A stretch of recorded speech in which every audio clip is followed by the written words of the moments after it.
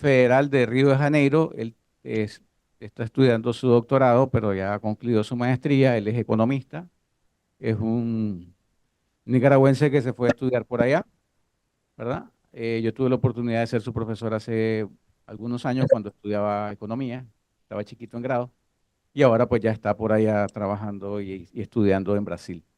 Le pedí que compartiera con nosotros el tema de finanzas verdes, que es un tema muy novedoso, ¿verdad?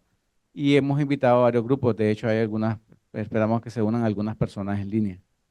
Vamos a darle la palabra al decano de la facultad, si no lo conocían, el profesor Rafael Ubía, ¿verdad? Para que dé las aperturas del evento.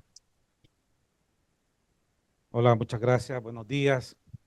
Me voy a quedar aquí por efecto de cámara. Buen día, Gerson, ¿cómo vamos? Bom dia, professor. Tudo bom? Yo estudié por allá, también estudié economía en la UNB en Brasilia, Fandango. Entonces, realmente es un placer contar contigo aquí en esta presentación.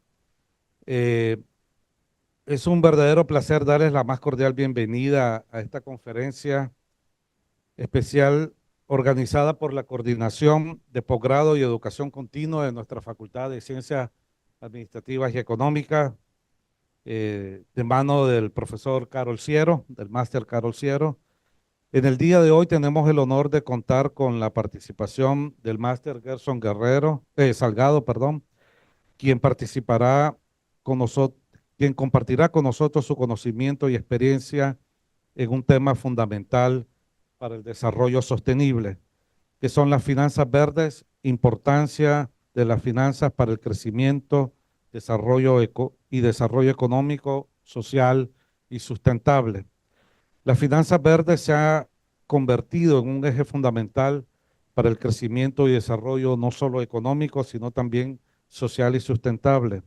Hoy más que nunca es crucial entender cómo los mecanismos financieros pueden integrarse de manera efectiva para apoyar proyectos que promuevan la sostenibilidad y la protección del medio ambiente. Nuestra Universidad Americana es un espacio comprometido con el desarrollo sustentable y la formación de calidad, donde promovemos prácticas responsables como el medio ambiente y en este sentido más del 50% de nuestro consumo energético es renovable a través del sistema fotovoltaico de energía solar.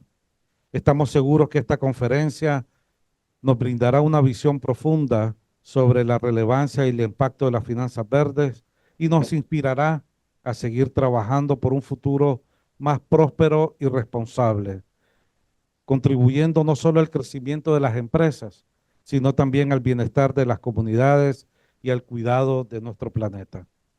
Sin más preámbulos, les agradecemos su presencia y participación en este evento.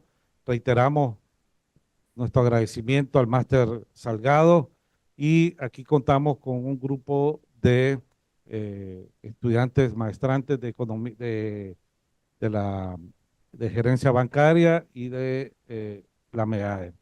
Así que bienvenido, maestro, y adelante. Muchas gracias, maestro. Primero que todo, antes de iniciar, ¿verdad?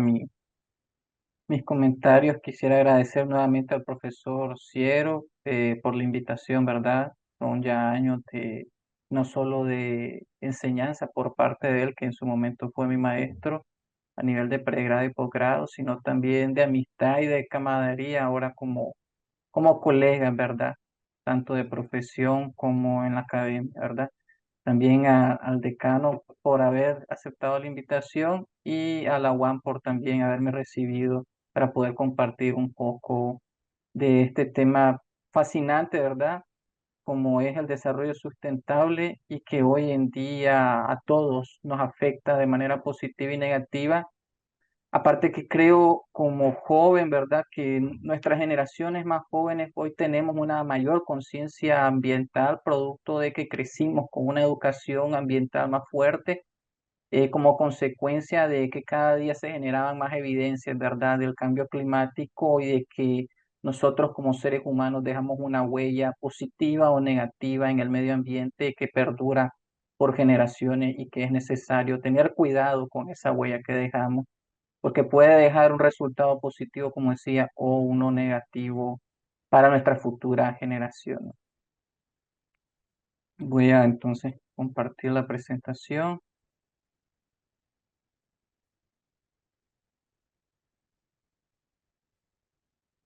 Me indican si consiguen verla, por favor.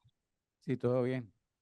Perfecto. Entonces, como comentaba, ¿verdad? El profesor, el tema de la palestra de finanzas verdes, importancia de las finanzas para el crecimiento y desarrollo económico, social y sustentable. Realmente en el poco tiempo da solo para hacer una pequeña y breve introducción. Esto da para hacer tanto un módulo de algún posgrado en finanzas o cualquiera en general, así como hacer una especialidad como tal, solo en finanzas verdes, porque son el presente y el futuro, y querramos o no, pues vamos a tener que trabajar con eso, porque van a estarnos influenciando en el día a día. Entonces, más o menos la agenda que yo les traigo propuesta para el día de hoy es hablar una pequeña introducción conceptual para aquellos que son entendidos en economía, un poco probablemente sea algo repetitivo, pero para aquellos que no puede ser algo que contribuya a aclarar ciertos conceptos, ¿verdad? Porque lastimosamente, pues, eh, eh, no siempre se tiene el placer o el privilegio de poder tener una buena base en pregrado de economía, que es indispensable para la toma de decisiones tanto personales como a nivel empresarial o en sociedad, ¿verdad?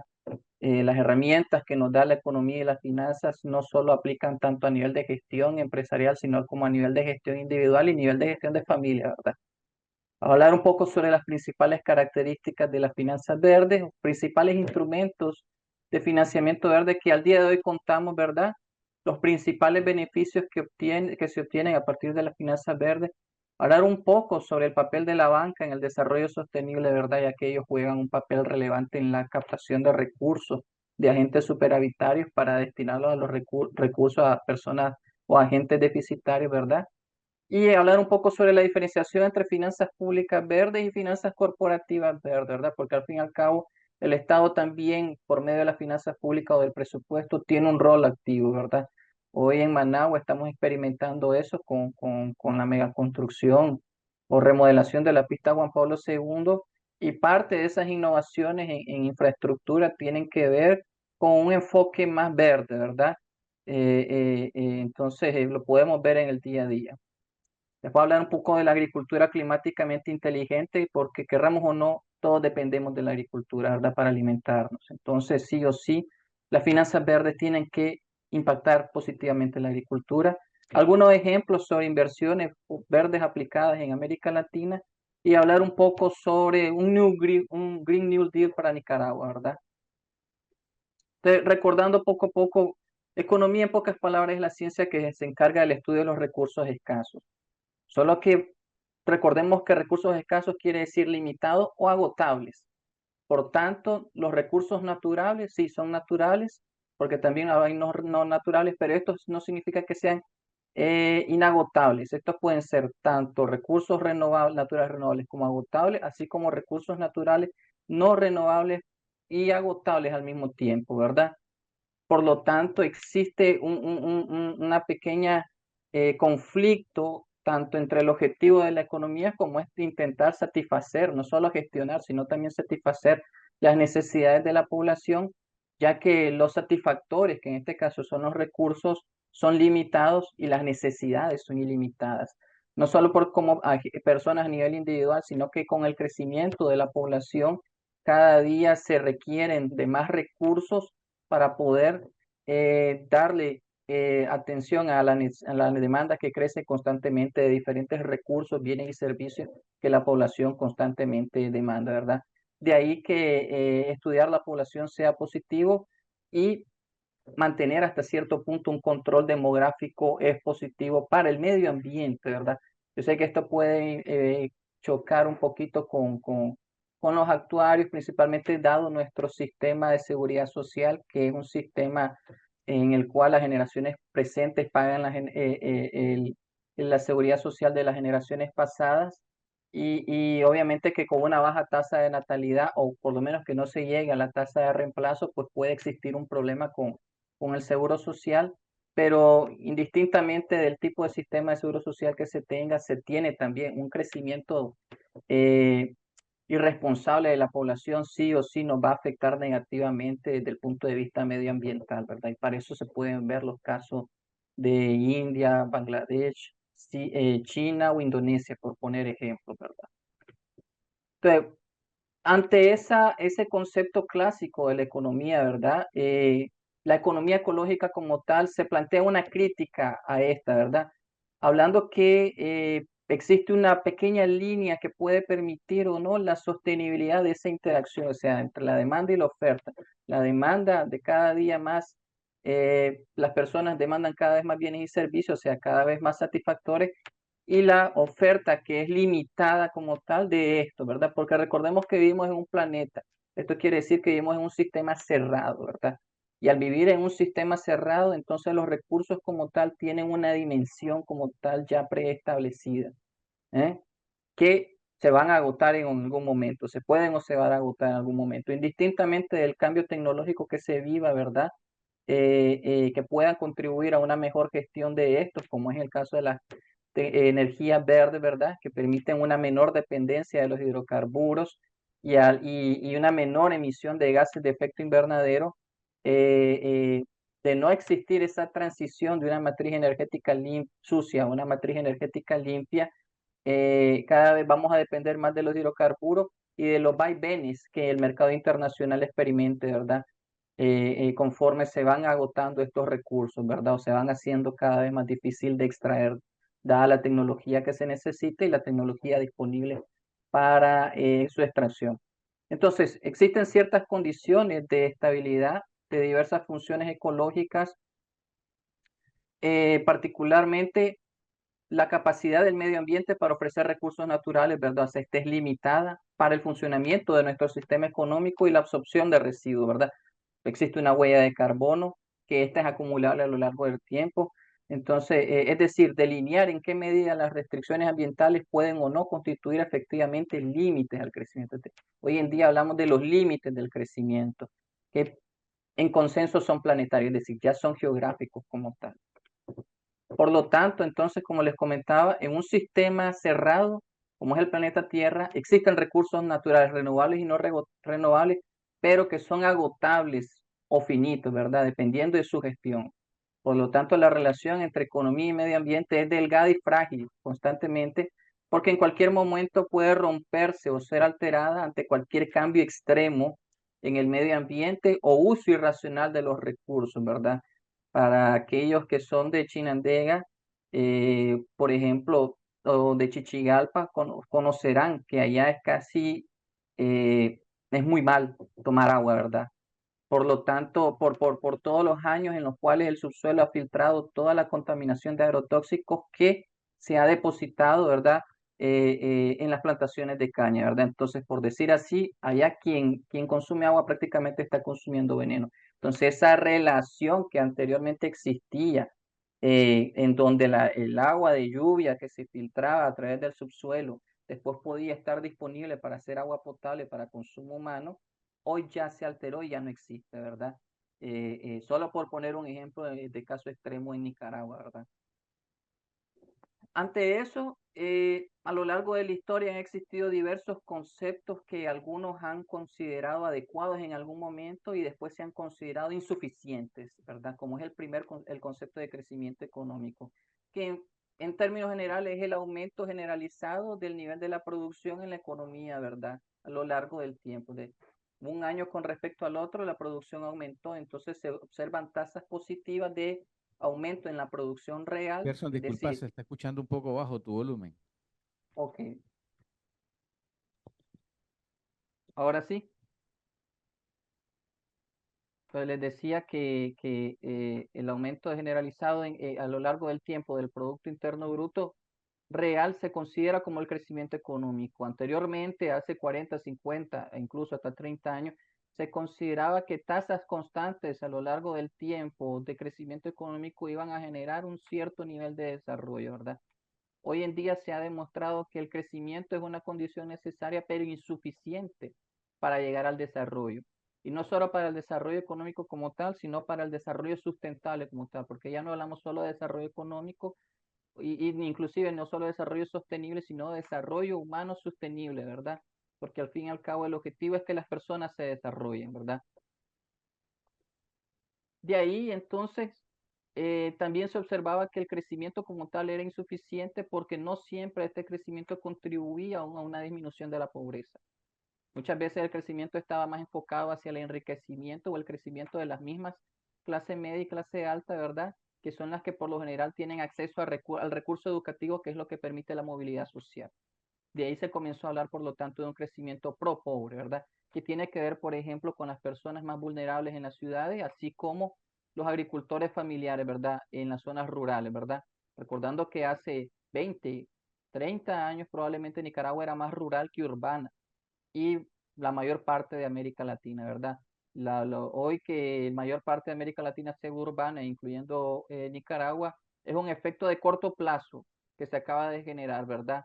Como una respuesta no tanto al proceso de industrialización de las ciudades en nuestra América Latina y en nuestra Nicaragua, sino como una manera de intentar escapar de la pobreza, ¿verdad? De la pobreza que ya se vivía en las zonas rurales e intentar escapar de esa procurando un mejor bienestar en las zonas urbanas. El problema es que también las zonas urbanas no estaban capacitadas ni con infraestructura ni con los bienes sociales necesarios para poder capturar en el corto plazo esa masa de gente que salió del campo a las ciudades. De ahí que se crearan también gaps o zonas de exclusión. O sea, podemos ver dentro de una misma ciudad y en una misma zona geográfica juntos alta riqueza y pobreza. Uno lo puede encontrar en varios barrios de Managua, donde hay una residencial y al otro lado es un barrio, ¿verdad? Entonces, eso uno puede ver ahí que no hubo un crecimiento como tal pro pobre, sino que fue un crecimiento generado. Por lo tanto, es necesario repensar el crecimiento que se vive hoy en día en nuestras sociedades para que este sea un crecimiento más pro pobre y sustentable a lo largo del tiempo. Nuevamente, como les decía, caíamos al concepto de desarrollo económico que los que han llevado, por decir así, la batuta a lo largo de estos tiempos han sido el Banco Mundial y el Programa de las Naciones Unidas para el Desarrollo. El Banco Mundial señala que es un proceso de mejora en el bienestar y la calidad de vida de una nación. No solo incluye un ingreso per cápita mayor y una reducción de la pobreza. O sea, no solo es crecimiento económico como tal y crecimiento pro pobre, sino mejora en indicadores sociales como educación y salud principalmente. Obviamente ahí también se incluye infraestructura, ¿verdad? Para nadie es un secreto que hace 10, 15 o 20 años los caminos en Nicaragua eran totalmente deprimentes, ¿verdad? Y no solo a lo interior de todo el país, sino hasta inclusive en muchas zonas de Managua. Hoy Nicaragua puede orgullecerse de que se encuentra dentro de los mejores países, dentro de los 10 mejores países de América Latina, con la mejor infraestructura vial, ¿verdad? Lo que ha permitido también ese crecimiento económico que hemos visto, porque ahora es más fácil sacar la producción de las zonas rurales y semiurbanas productivas hacia las zonas de consumo, abastecimiento y comercialización y de exportación, ¿verdad? Gracias a una mejor infraestructura vial. Entonces, en este caso, el desarrollo como tal, según el Banco Mundial, es más inclusivo, ¿verdad? El Programa de las Naciones Unidas para el Desarrollo señala que debe ir más allá del crecimiento económico, ¿verdad? O sea, él señala que como tal existe un límite o una, el crecimiento es innecesario, ¿verdad? Y considera la expansión de capacidades y libertades de personas. Esto basándose, ¿verdad?, en el enfoque de capacidad de Amartya Sen, ¿verdad? E implica garantizar que las personas puedan tener vidas largas y saludables, acceso a educación, disfrutar de un nivel de vida digno. Le llamamos de vida digna. Ahora, lo que es digno y qué no es digno, eso puede que cambie de sociedad en sociedad, ¿verdad? Hay sociedades que valoran más el tiempo de ocio, hay sociedades que valoran más el tiempo de trabajo, ¿verdad? Pero hay algunos variables o parámetros que incluyen principalmente el medio ambiente, la salud y infraestructura adecuada, que son innegociables, o sea, que siempre son indicadores como siempre están, ¿verdad? Por lo tanto, el Programa de las Naciones Unidas siempre enfatiza en equidad, sostenibilidad ambiental y participación en la vida económica, política y social como componentes esenciales del desarrollo. Entonces, el Banco Mundial se enfoca en, el concepto del Banco Mundial como tal, se enfoca en un crecimiento económico sustentable a lo largo del tiempo, es decir, que siempre las tasas sean positivas a lo largo del tiempo. Mayor inclusión social, es decir, que el crecimiento sea pro pobre para poder observar un nivel de desarrollo y una sostenibilidad ambiental, o sea que la gestión de los recursos naturales que se utilizan hoy para satisfacer las necesidades de las personas y que con eso se genera el crecimiento económico sea sostenible a lo largo del tiempo, ¿verdad?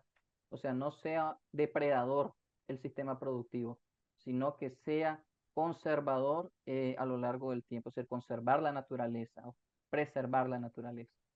En Gerson, si cambio, puedes acercarte el micrófono, tal vez. ok. En cambio, el PNUD señala que el proceso de desarrollo económico e inclusión social y sostenible ambiental incluye erradicación de la pobreza, o sea, tiene que observarse erradicación de la pobreza. Nuevamente en esto recordemos que es más fácil observar la erradicación de la pobreza en la clase media y en la clase alta, que son los que poseen los recursos financieros para acceder a la educación, a una educación de calidad que es lo que permite movilidad social, en comparación con las clases bajas que son los que se les dificultan más acceder a este tipo de, de, de, de servicios o de bienes, ¿verdad? Esenciales para el desarrollo de la sociedad, ¿verdad? Gerson, disculpa, vamos a esperar que, porque se te oye cada vez menos. Mm, Pedí apoyo para y ver si nos gestionan para subir el volumen.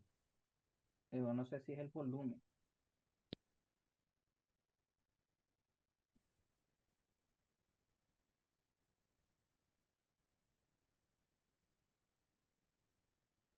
¿Proba? 1, 2, 3, 1, 2, 3, 1, 2, 3, me indica. Espérame. Dale, habla. 1, 2, 3 y ahora ¿Proba? 1, 2, 3, 1, 2, 3, probando 1, 2, 3, Vamos a parar unos 2, minutos 3, para... probando 1, 2, 3,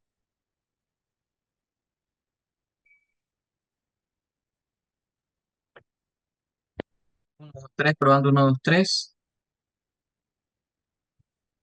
Ahora sí se oye mejor. Ahí sí se escucha mejor. Sí, dale, dale, dale. Perfecto, entonces voy a quitarme los auriculares. Entonces le decía yo que el programa de las Naciones Unidas señala que tiene que existir una erradicación de la pobreza como tal, o sea que debe existir un crecimiento pro pobre, recordando que son las personas más vulnerables las que es más difícil sacar de la pobreza en el mediano, corto y largo plazo. Y recordando también que la pobreza no solo es material, muchas veces es mental, ¿verdad? La pobreza más difícil de erradicar viene siendo la psicológica, o sea, una persona que cree que no tiene las capacidades o que no puede triunfar en la vida, crecer, cuando tal vez sí existen las condiciones, es muy difícil, ¿verdad? En el corto plazo, ayudarla para que ella pueda superar esa condición, porque primero tiene que existir un proceso de transformación psicológica en ella, ¿verdad? Protección del planeta, o sea, medio ambiente como tal, progreso inclusivo y equitativo, o sea, que el crecimiento y el desarrollo afecte tanto a las clases menos beneficiadas, no solo a las más beneficiadas, ¿verdad? Y por consiguiente, un desarrollo humano, ¿verdad? Es decir, ampliar las oportunidades de las personas, mejorando su acceso a salud, educación, es decir, prácticamente el enfoque de capacidades, ¿verdad? De Amartya Sen, ¿verdad?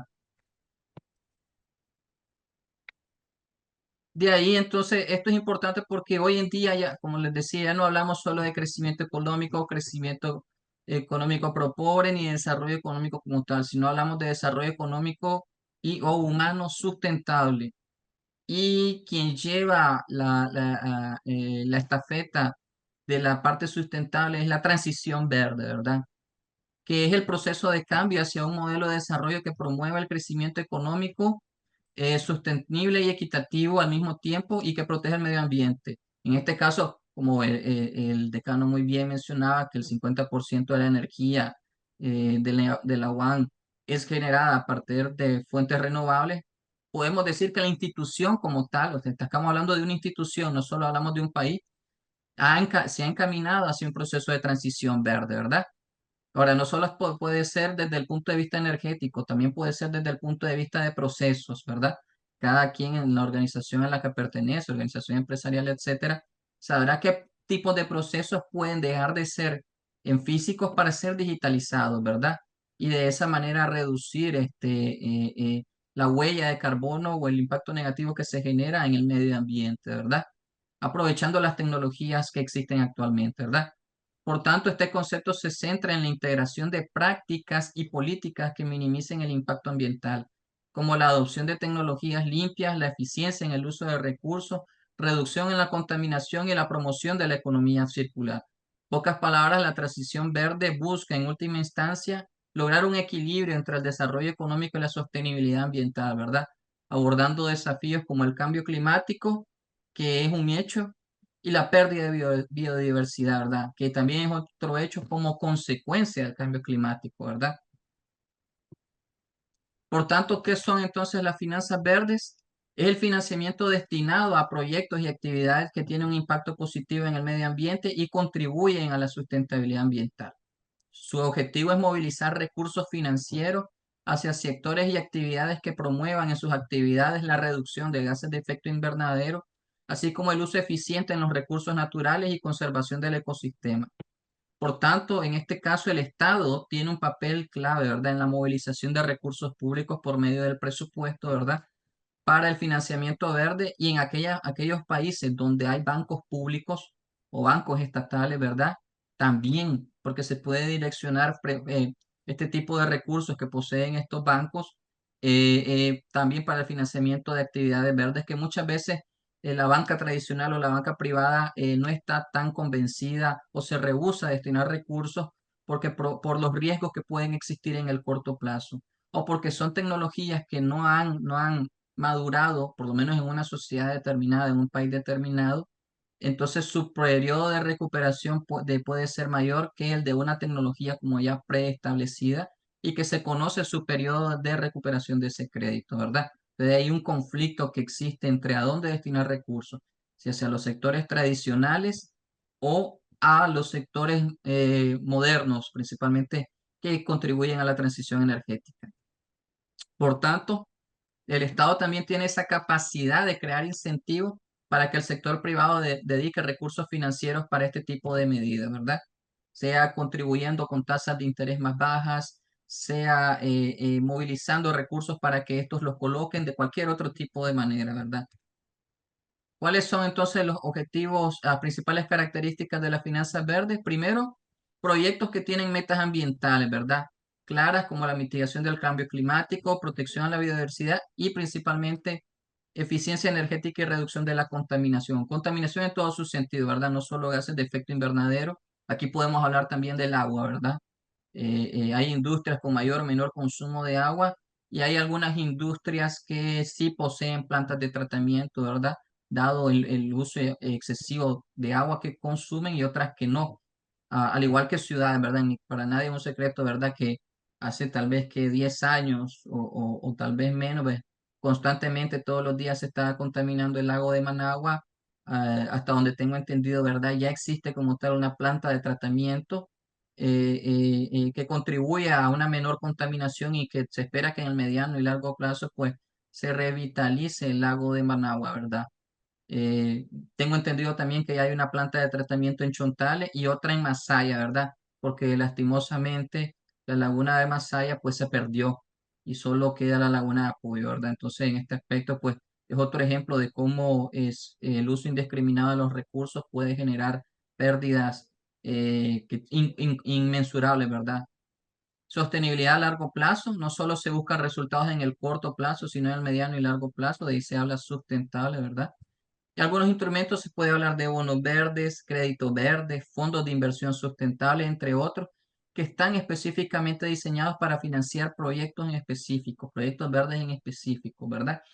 Ahí en la parte de créditos verdes, yo creo que si pudiera existir algún tipo de novedad en el sector financiero en dedicar una partida contable a créditos verdes, ¿verdad? Porque cuando nosotros vemos, y vamos a ver más adelante, los datos del Banco Central o los datos de la superintendencia, no existe un apartado como tal que se llame créditos verdes, ¿eh? Que debería de existir por lo menos en el mediano, corto y mediano plazo para observar cómo está evolucionando ese financiamiento para la transición energética, ¿verdad? Y al mismo tiempo incentivar a las personas a acceder a este tipo de recursos, ¿verdad? Creo que existen diversas maneras para poder incentivar este tipo de financiamientos, así como, por ejemplo, pudiera existir una reducción en las tasas de intereses de los vehículos híbridos que se están intentando importar de manera cautelosa, diría yo, miedosa en Nicaragua, ¿verdad? Porque no se ha transitado también hacia las tecnologías que abastezcan este tipo de vehículos, ¿verdad? Pero que de alguna u otra manera tendrían algún impacto positivo, considero, ¿verdad? Yo que sé, supongan que la universidad tuviera una política de que aquellos profesores cuyo vehículo es híbrido o cuyo vehículo es eléctrico tienen una plaza de estacionamiento asignada, ¿verdad? Y ellos gratis pueden rellenar su energía debajo de esa plaza de estacionamiento porque tienen el panel. O algún beneficio, en vez de cobrarles a un precio como tal establecido, a la mitad, solo por ser colaborador, ¿verdad? Eso pudiera ser una política interna de la institución para incentivar que los colaboradores tengan vehículos amigables con el medio ambiente y también consuman dentro de la institución, ¿verdad? Por poner algún tipo de ejemplo. Entonces, ¿cuáles son los principales instrumentos? Ya hablar de los bonos verdes, que son instrumentos de deuda, funcionan como cualquier tipo de bono, solo que su objetivo son proyectos verdes, ¿verdad? De gobiernos, instituciones financieras o empresas para financiar proyectos específicos con beneficios ambientales, ¿verdad? Como energías renovables, transporte limpio, manejo de agua y gestión de residuos, ¿verdad? Créditos verdes, que es lo que voy a comentar, ¿verdad? Que pudiera ser interesante que el sector financiero comience a generar una partida contable que sea reflejada en los datos de la superintendencia y del Banco Central, donde se pueda observar cuánto se está otorgando a créditos verdes, indistintamente si son créditos verdes para el sector industrial, sector comercio, pero que se observe que es crédito verde, ¿verdad? Que son, como decía, préstamos otorgados por bancos u otras instituciones financieras para apoyar proyectos de desarrollo sostenible que por su naturaleza, ¿verdad? Contribuir hacia esa transición verde, poseen tasas más favorables, ¿verdad? En comparación con los créditos tradicionales, ¿verdad? Con el objetivo de incentivar. Cuando uno ve los ejemplos, por ejemplo, a nivel de Latinoamérica, más adelante vamos a ver eso, nuestro vecino del sur, ¿verdad? Aunque no nos guste hablar mucho de él, lleva la delantera por lo menos no solo en Centroamérica, sino en América Latina. Ellos hace un par de años lo que hicieron fue disminuir las tasas de impuestos de todos los vehículos eléctricos, híbridos y eléctricos, así como de todos los bienes necesarios para que las gasolineras posean por lo menos una estación de combustible eléctrica para que estos vehículos se carguen y aumentar los impuestos de los vehículos vehículos que funcionan a base de fuentes fósiles, ¿verdad? De tal manera que en el mediano, corto, mediano y largo plazo, la gente con tal de pagar intereses más bajos va a acceder más a vehículos eléctricos o híbridos y las empresas ante el aumento de la demanda de consumidores de este tipo de vehículos van a verse obligadas también a invertir en la infraestructura para abastecer la energía de estos vehículos, ¿verdad? Entonces, en el mediano, corto, mediano y largo plazo, las gasolineras como tal van a tener por lo menos una fuente de abastecimiento, ¿verdad?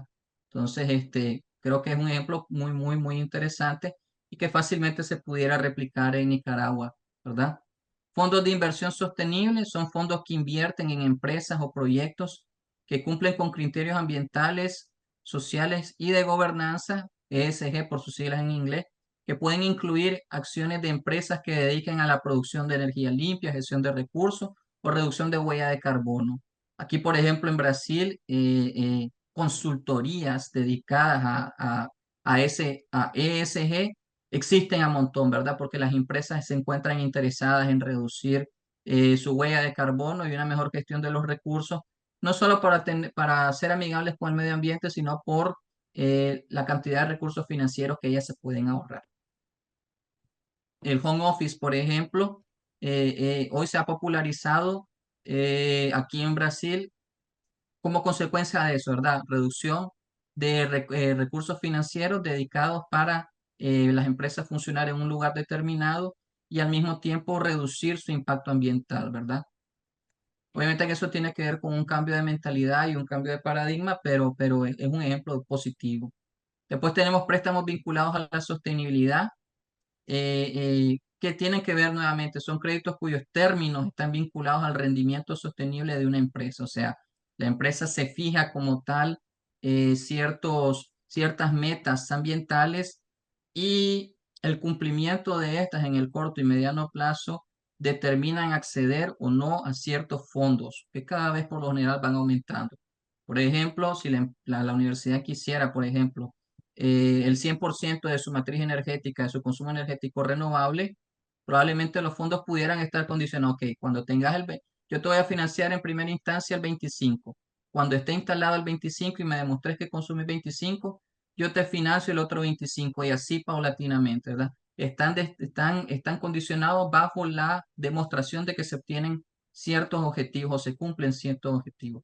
Entonces, todo eso que anteriormente yo les mencionaba es lo que se conoce como financiación climática, o sea, es el término amplio para abarcar todos los flujos financieros, tanto públicos como privados, que se dedican a acciones de mitigación y adaptación del cambio climático.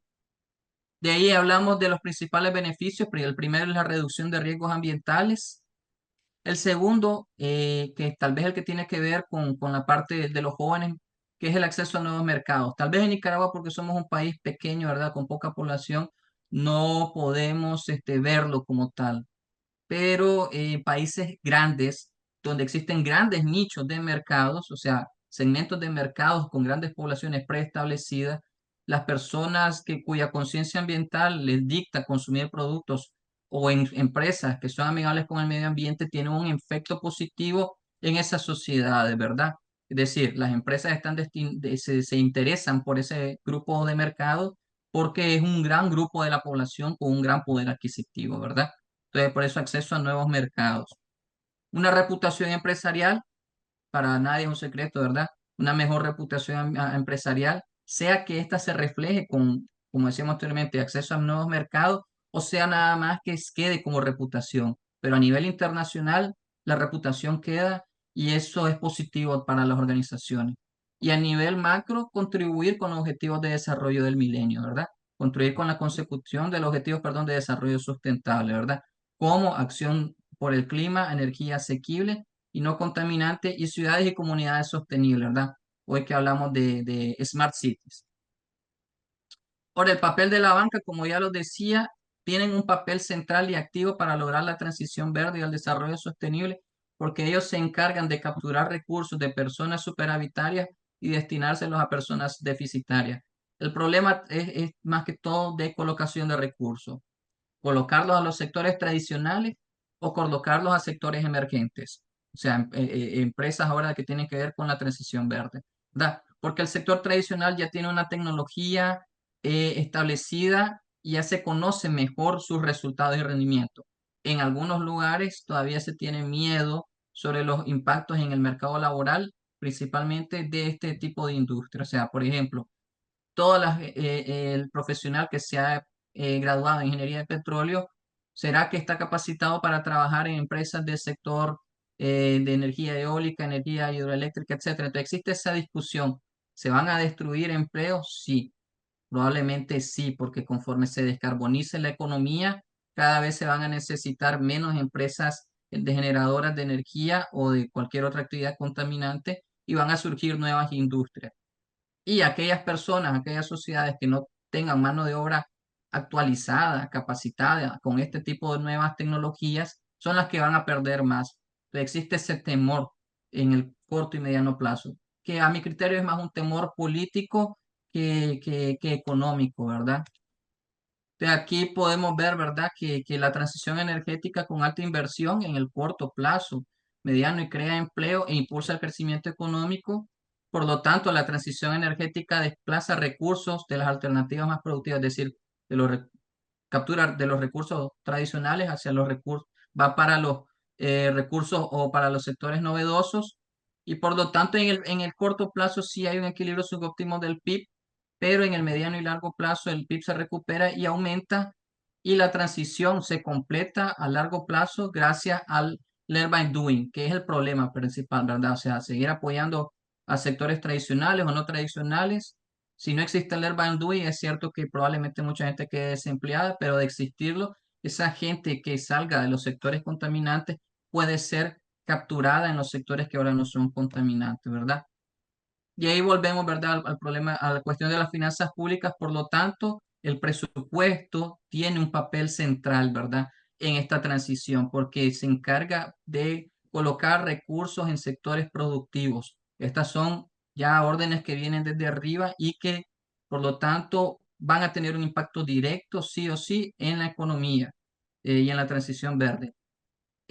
Principalmente en lo que tiene que ver energía, economía y medio ambiente. Con todo y en dependencia del mix de políticas y opciones tecnológicas que se obtengan, como obstaculizar o impulsar el crecimiento económico en el corto plazo, ¿verdad? En ese proceso de transición, probablemente aumentar la deuda, ¿verdad? Pero se sabe que generarán nuevas oportunidades y que como consecuencia del aumento de la deuda pueden imponer una carga económica en el corto o mediano plazo, pero que en el largo plazo, ¿verdad? Como se observaba en la figura, eh, eh, en el largo plazo se generarán igual o mayor cantidad de empleos. Por consiguiente, la deuda podrá ser saneada y la carga económica podrá disminuir, ¿verdad? Y entonces una economía baja en carbonos para las finanzas corporativas es positiva porque es una oportunidad para también colocar recursos ociosos, ¿verdad? Porque para nadie es un secreto que probablemente en Nicaragua existen los recursos financieros, pero por temor del sistema financiero no se colocan hacia sectores productivos, sino que van destinados hacia sectores de consumo, que no es lo que más, lo que contribuye al desarrollo de la economía. ¿Contribuye al crecimiento del consumo? Sí, pero no contribuye al desarrollo como tanto, como pudieran contribuir, principalmente al desarrollo sostenible, como pudieran contribuir proyectos de desarrollo sustentable, ¿verdad? Entonces, una economía baja en carbono es una oportunidad para el sector financiero, ya que los emprendedores necesitan acceso a fondos de inversión para renovar o modernizar sus antiguas actividades productivas, a pesar del debate, como ya les decía, del desplazamiento que se genera, que es un hecho, ya se conoce, y porque hasta aún al día de hoy existe un aparente punto ciego en la literatura científica, ya que en el mediano y corto plazo la transición energética no genera sectores de escala tradicionales, pero esto es porque nuevamente se está empezando, ¿verdad? Se está empezando. A diferencia de un sector ya preestablecido, ya dominante, productivo, la nueva tecnología está empezando, entonces no hay escala como tal. Pero cuando esta ya se encuentre desarrollada, ya va a existir escalabilidad económica. En el caso de la agricultura climáticamente inteligente, ¿verdad? América Latina destaca, ¿verdad? Porque de norte a sur prácticamente somos productivos, hablando en términos de agricultura, y el 13% del valor neto de la producción del mundo se produce en América Latina. Por lo tanto, es necesario transitar hacia una agricultura climáticamente inteligente o resiliente con el clima, ¿verdad? Porque dependemos de ella para todo, ¿verdad? Si nadie prácticamente. Y el 70% de los desastres que ocurren en nuestra región son eventos climáticos extremos, que pueden ir desde sequías largas y prolongadas, que es lo que conocemos como el Niño, ¿verdad?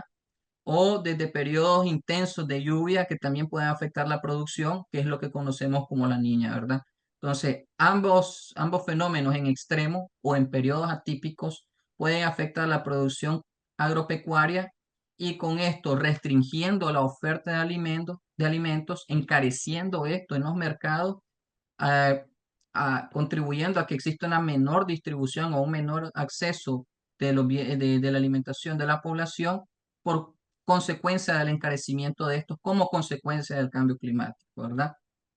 Y aquí lo que yo les comentaba, ¿verdad? Cuando uno observa los datos del Banco Central o de la Superintendencia, vemos que el crédito agrícola y el crédito ganadero, a pesar de que nos consideramos y la publicidad que se hace es que somos un país agropecuario, pero el crédito como tal no va destinado hacia el desarrollo de esta industria o de estos sectores industriales y productivos, sino va destinado hacia el comercio, servicio, etcétera, ¿verdad? Que contribuyen al crecimiento, como ya lo decía, pero no hacia el desarrollo. Por lo mismo, riesgos que conlleva invertir en esto, ¿verdad? Y porque la tecnología que existe a nivel local todavía no es tan amigable con el medio ambiente ni tan resiliente, ¿verdad? Son más cultivos de manera tradicional, una producción agrícola y ganadera todavía al día de hoy más tradicional por la falta de financiamiento, ¿verdad? De la banca tradicional hacia estos sectores importantes para el desarrollo económico. Algunos ejemplos de América Latina, ¿verdad? Donde se puede observar que sí se puede invertir aprovechando la disponibilidad de recursos. Es el proyecto de parques eólicos de Oaxaca, como lo podemos ver a la izquierda, que es el considerado el más grande de América Latina, o el proyecto de energía solar en el desierto de Atacama de Chile, ¿verdad? En el caso de la energía solar, el problema hasta el día de hoy, pero que poco a poco se está solucionando, es el problema del almacenamiento, ¿verdad? Porque se produce energía mientras hay sol. Cuando no hay sol, o sea, en la noche o en días nublados, no se produce energía y muchas veces se produce más energía de la que se demanda. Entonces, el problema es más que todo el almacenamiento. Hoy en día, obviamente, con las baterías de litio se considera que es posible generar super baterías que permitan un mayor almacenamiento durante el día de la energía generada y que ésta pueda ser consumida durante la noche. A diferencia, por ejemplo, de la energía eólica que funciona 24/7 conforme hay viento, ¿verdad? Bonos verdes para reforestar la Amazonía, ¿verdad? Para nadie es un secreto, ¿verdad? Que la Amazonía es el pulmón del mundo y que por intereses humanos, financieros principalmente, cada día se reforesta más. Además que cada país que integra la Amazonía legal, como dirían aquí en Brasil, que son Venezuela, Colombia, Perú, Bolivia y Brasil, tiene una gestión diferente de su pedazo de la Amazonía que le corresponde. Entonces, eso hace que en algunos sectores la Amazonía esté más preservada que otros, ¿verdad? Parques solares en Jujuy, ¿verdad? Esto es en Argentina, pero en Argentina también hay ciertos desiertos, ¿verdad? Y en Nicaragua, pues, para nadie esas fotos puede ser desconocida, ¿verdad? El Parque Eólico Amayo 1 y 2, que uno los puede ver en Rivas, cuando uno va para San Juan del Sur. La planta solar de la Trinidad en Diriamba, cuando uno va para La Boquita, creo que sería. Y Solaris en Puerto Sandino, ¿verdad? Que probablemente es el sector, es la empresa más grande de paneles solares que tenemos al día de hoy instalada. Es un Green New Deal para Nicaragua, o sea, aquí solo, ¿qué es el New Green Deal? Esto parte a partir de el New Deal que en los Estados Unidos en los años 70 se desarrolló con el presidente Roosevelt, ¿eh? Que era prácticamente una política nacional destinada a la inversión de proyectos de desarrollo.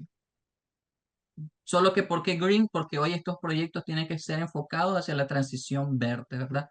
Este es un concepto que surgió hace 10, 12 años, principalmente en Estados Unidos, que en un momento no fue aceptado, ¿verdad? Y que ha tomado más hecho en Europa o más importancia en Europa, principalmente a partir de la pandemia, ¿verdad? Del COVID-19, ¿verdad?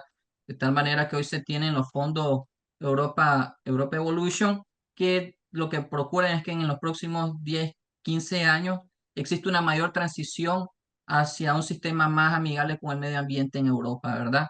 Dependiente cada vez menos de los recursos fósiles principalmente, ¿verdad? Entonces, algunas de las acciones tienen que ver con infraestructuras, otras con ciudades, otras con el uso de suelo y bosques, ¿verdad? Para nadie es un secreto, hoy en día creo que uno de los errores más grandes en urbanismo que ha existido en Managua es que no se han preservado áreas boscosas alrededor de las lagunas cratéricas que existen en la ciudad, sino que prácticamente lo que se han hecho son carreteras alrededor, ¿verdad? Contribuyendo a una mayor depredación de los recursos hídricos que tenemos en la capital, ¿verdad? Lo que es un error. El mismo hecho que se hayan dado a lo largo de toda la costa del lago de Managua, en Managua, concesiones para crear viviendas, fue también un error. En vez de buscar cómo crear algún tipo de bosque que contribuyera, ¿verdad?, a preservar el clima y filtrar el agua de lluvia que pudiera caer en la capital, es un error, ¿verdad? Y se ve constantemente con cuando llueve en exceso las inundaciones que se dan en esa zona, ¿verdad? Y que afectan a todas las personas que viven en esa zona, ¿verdad? Entonces, es un ejemplo de cómo una mala planificación, de ciudades y una mala infraestructura no contribuye al desarrollo sostenible, sino que atrasa este proceso, ¿verdad? Después hablamos de una transición justa para una economía verde, o sea, hablamos de economía circular y resiliente hoy, que tiene que ver con garantizar empleos verdes para la población, expandir el acceso a la salud pública y gratuita de calidad y aumentar el uso de tecnologías limpias y socialmente inclusivas. En conclusión, esto lo que busca es institucionalizar el desarrollo sostenible, ¿verdad? Desde el punto de vista de la teoría económica, nosotros hablamos de instituciones, ¿verdad? Las instituciones son las reglas del juego y hablamos de instituciones para el desarrollo, ¿verdad? Como hablaría Douglas North. Pero hoy ya no solo hablamos del desarrollo, hablamos del desarrollo humano sustentable. Entonces estaríamos hablando de instituciones para el desarrollo humano sustentable, principalmente como a nivel nacional, a nivel local y, ¿por qué no?, a nivel supranacional, o sea, a nivel regional, ¿verdad? Entonces, institucionalizar el desarrollo como tal, el desarrollo sostenible, es necesario para crear reglas, nuevas reglas del juego que contribuyen a encauzar esto, ¿verdad? Como el prohibir agrotóxicos nocivos, ¿verdad? Para incentivar el uso de fertilizantes y que con eso el subsuelo no se contamine y no pase lo que pasa, por ejemplo, en Chichigalpa, ¿verdad? Entonces, en conclusión, para ir concluyendo, ante todo cambio o modelo de paradigma, ¿verdad? Entiéndase, transitar de un modelo de producción basado en energías fósiles a uno basado en energías renovables, todo progreso genera atraso, ¿verdad? Todo progreso genera atraso. Y lo podemos ver nuevamente en Managua con la ampliación de la pista Juan Pablo II. Creo que los que son de Managua tienen que transitar por algún lado. Hoy tienen que despertarse más temprano, probablemente tengan que gastar más combustible y ni hablar del estrés, ¿verdad? De pasar ahí en horas pico, ¿verdad? Entonces, pero pensando que en el mediano y largo plazo, cuando eso ya esté hecho, pues se va a poder gozar de un nivel de vida mayor, ¿verdad? Profesor Ciero recordará cuando lo mismo se hizo en Masaya, que con la modernización de la pista, o mejor dicho, sí, la modernización de la pista que llevaba al mercado viejo, ¿verdad? Que iba desde el mercado viejo hasta el mercado nuevo, ¿verdad? La delincuencia se desató, hubo ciertos atrasos, pero en algún momento eso se mejoró y en ese aspecto la accesibilidad hacia esos lugares, que casualmente es donde está el Hospital Central de Masaya, pues se mejoró constantemente. Y para aquellos, ¿verdad?, que tengan interés en abundar en más de información sobre esto, pues aquí tienen algunas lecturas recomendadas, ¿verdad? Petrocalipsis, que habla sobre la crisis, qué pasaría que cuando el petróleo se acabe, menos es más, ¿verdad? Hablando del decrecimiento como tal. La economía de la dona o economía de rosquilla, que habla como nuestro sistema cerrado eh, eh, puede ser hasta cierto punto sustentable en el largo plazo. Cambio climático, economía y desigualdad y un poco sobre economía ecológica, ¿verdad? Y pues esa sería mi presentación. Muchas gracias.